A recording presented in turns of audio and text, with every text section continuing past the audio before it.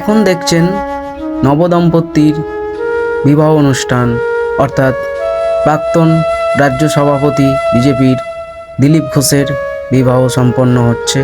সেই ভিডিও আপনারা সরাসরি দেখছেন, দেখতে থাকুন বিয়েবাড়ির অনুষ্ঠান। আমরা রাজনীতির জীবনে দিলীপ ঘোষকে দেখেছি, মানে হিন্দি ফিল্ম স্টারের মতো দাবাং হিরো। সেই দিলীপ ঘোষ একই মেজাজ, একই নীতি, একই চালে তিনি চলেন। তিনি কোনো কাজেই পিছুপা হন না। আর বিবাহ সম্পর্কে তার সেই ধারণা বাস্তবায়িত রূপ দিলেন, তার বিবাহ সম্পন্ন করলেন এবং নির্ধারিত দিনে সমস্ত সংবাদ মাধ্যমের মধ্য দিয়ে, সোশ্যাল মিডিয়ার মাধ্যম দিয়ে অনেকেই কিন্তু দিলীপ ঘোষকে সম্বর্ধনা জানিয়েছেন, শুভেচ্ছা জানিয়েছেন এবং আমাদের রাজ্যের মুখ্যমন্ত্রী মাননীয়া মমতা বন্দ্যোপাধ্যায়ও কিন্তু ফুলের স্তবক দিয়ে তাকে সম্বর্ধনা এবং আশীর্বাদ স্বরূপ ফুল পাঠিয়েছেন। আমরা দেখেছি কুণাল ঘোষ পাঠিয়েছেন শুভেচ্ছা বার্তা। দেবাংশু ভট্টাচার্য তিনি নবদম্পতির সঙ্গে কথাও বলেছেন, শুভেচ্ছাও জানিয়েছেন, বেস্ট অফ লাক বলেছেন। এবং কল্যাণ ব্যানার্জি তিনিও অনেক শুভেচ্ছা দিয়েছেন। আমরা সকাল থেকেই দেখেছি, বিয়ের দিন, তার আগের দিন।